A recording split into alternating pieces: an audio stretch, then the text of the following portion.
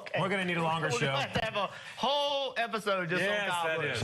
That is. We're going to have to break down all the video. So, listen, Kyle Busch had the disappointing thing, I think, the biggest disappointing thing about Kyle Busch is he had a really fast race car. Yeah. And had a real shot to win this race. And I think he could have been in that battle, and we could have had a 3-car battle for this. But all of these things that happened took him out of contention. So let's start with the first one. He and William Byron driving into turn 1. This is on lap 2, right? And Kyle comes off turn 1, and the car spins out. So right here, they drive in the corner, and it just, to me, in this angle, it looks like Kyle went to throttle up and just spun out. That's what it looks like on this angle. In this angle, he gets pitched off a little bit, but I still think there's enough room for him there. Just, to me, listen, it's racing. Like, you're going to have these things happen sometimes. To me, this is turn 1 at Watkins Glen. Yes. It's turn 1 at Watkins Glen. That same move happened 1,000 times. It's almost like Kyle got down in there, realized there wasn't enough room, and tried to stay off William, and spun himself trying to stay off William. It's almost, it was self-induced. A lot of it looked self-induced, more so than William's fault. Well, I thought it was normal turn 1 at Watkins Glen until they found each other again on the back straightaway. And then it became very clear to me that Kyle Busch didn't agree. He didn't. We didn't stop in the middle of the race and ask him, but Kyle Busch, which I'm going to have to give Kyle Busch credit, of the paybacks I've seen at Watkins Glen, pretty smooth one right here. You just send a guy off into the bus stop. It doesn't tear up his car, but that grass on the grill is going to really be a big problem for the 24 of William Byron.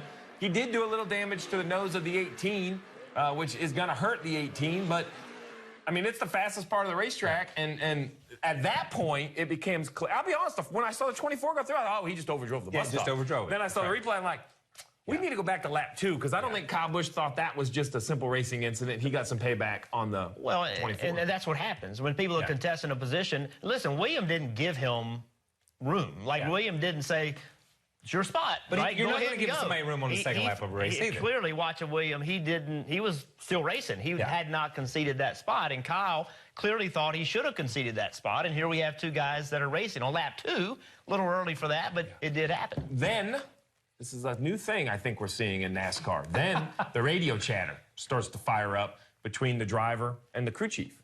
And I personally have never had a driver or felt the need to fire my driver up for retaliation. I always thought it was my job. I was on top of the pit box. I had a cold drink of water to just pull the reins back. Like, it was to manage the chaos. And at some point, that chaos is, I don't know, come in, we'll tape it up and try to get a 20th. A retaliation never seems to work good in race cars. I'm a better fan of, if you don't like them, go in the bus lot and punch them in the nose. I know nobody may seem to like that, but it didn't tear up my race cars. That's right. So I was happy with that. But William Byron then runs the 18 back down after, I think it was after the green and white checkered, and tries to give him a shot, but the 18, he's still playing chess when the 24 is playing checkers, because the 18, watch the left front tire. Left front tire stops, brake does fly, and he slams on the brakes, and look at the damage to the 24 car. I mean, now right now, I mean, honestly, the spin didn't really hurt the 18 that much. He still had tons of speed. The grass on the nose wasn't bad on the 24 because it was almost at the come off, and he lost 1 spot through it. Right. So now we've made everything worse. We've taken a situation where you have 2 drivers that are mad at each other, and we've made it worse. And that's not the goal here. William Byron didn't have enough points to be doing this. And so, listen, here's what I didn't like. I didn't like Chad Canals is a 7-time champion. Right? And he's won more championships than I ever thought about winning. And I have so much respect for him. But he can't let his anger decide what his driver does. Right? And so here you have a young race car driver that looks up to you. You've won 7 championships. Exactly. Right? He's trying to make you proud. You can't say to that guy, if you don't do something, you and I are going to have a problem. You need to let the driver handle that. Listen, I've been in that. I've had Buddy Parrott told me one day, if you don't go that, actually he told me twice. He almost got my butt whipped once, Buddy Parrott, if you're watching. But I get the emotion. I 100% get it. But you got to let the driver handle it, and William needs to be his own guy, right? William needs to handle it the way, and I get Chad, right? I totally get the anger. Listen, again, Chad is Hall of Fame, one of the greatest crew chiefs ever to sell in the box, won 1 million races, won 1 million championships. But William Byron is not that driver yet. Jimmy Johnson is. Jimmy Johnson can take what Chad says, process it, and make his own decisions. William is not making his own decisions yet, to some degree. He does when he's out there, but when you get in his head, he wants to make Rick proud. He wants to make Chad proud. He wants to do what he can and be that team player. He's still establishing who he is. And I think you're right. He just took it all to heart. And guys, you got to understand the situation you're in. As much as the 24 doesn't want to understand this, the 18's playoff bound. Yeah, but listen, I'm gonna chime in here and say both of those cars needed to understand the situation they're in because the 18's trying to go for the regular season. Well, and they put themselves in position to race the 22 for 20. So let's just move on forward later in the race then, because if you're going to understand the position you're in, understand your position. I'm not sure sending the 43 out of the carousel is the next best move, right? Because if the 18's trying to recover his day, so you see right here, this is the best shot we currently have of it, right? This is Bubba Wallace and Kyle Busch entering the carousel. You're going to see Bubba Wallace maybe a touch high, the 18 trying to come back to the field. He's turning underneath them. The next shot, the 43 is backwards. We don't see the contact, so I can't tell you with 100% fact that Kyle Busch ran him over because I don't have the picture to show you.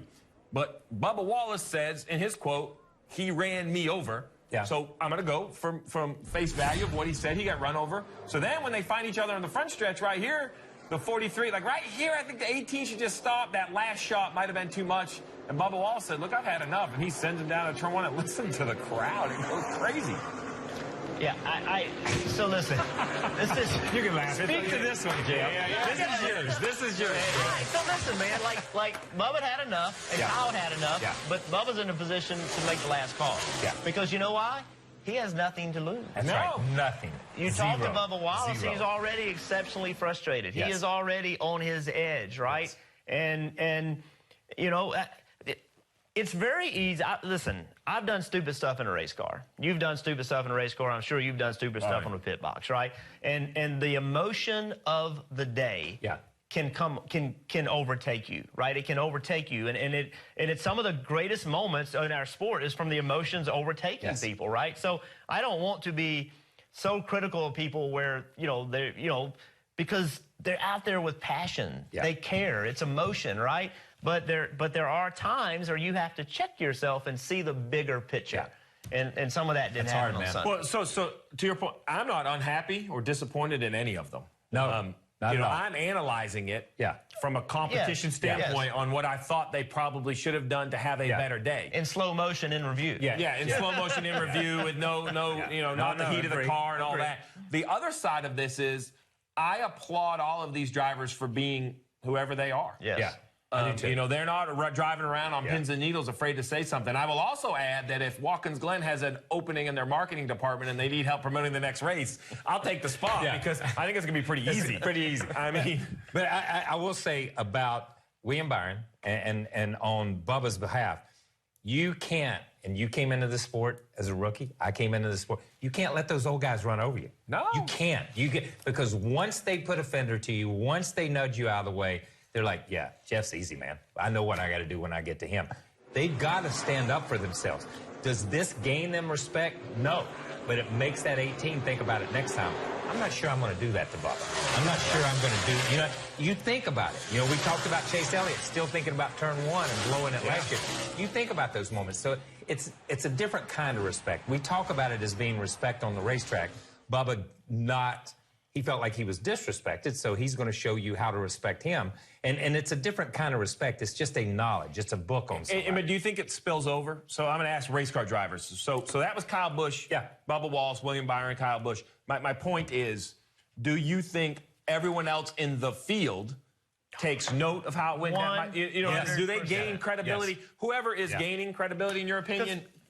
So listen, here's what happens, right? They're all going home and they're all doing, did you see those two? Right? I promise you, the drivers are watching replays of what each other did. And when you do something to another driver, right, unprovoked or whatever, then if I'm watching, a driver do something to another driver, then immediately I'm like, well, he do that to me. Yeah, that's exactly right. That was my question. One name. Jimmy Spencer. You think anybody ever messed with Jimmy Spencer after he dotted Kurt Busch's eye? No, nobody messed with Jimmy Spencer. I'm just saying, you thought about it before you went up against the guy. You thought about it with Earnhardt. You thought about it with a lot of those guys. before you were going to put yourself in that position, you thought about, well, let's see what that guy's history is. Yeah, driver resumes are complicated to build. It's not just trophies is what I'm learning, right? It's all these decisions. Well, we race the same guys every week. Yeah, we're fortunate to have a garage full of drivers that care, right? And extremely competitive crew chiefs and everything else. And sometimes that emotion, they aren't going to handle it right. But listen, that's competition, and we've all made mistakes. But the fans deserve it, though. Yeah, the fans deserve the desire. Give 100%. Yep. Hey, Motorsports fans, thanks for watching. Make sure you hit subscribe before you go for all the latest news and highlights across motorsports.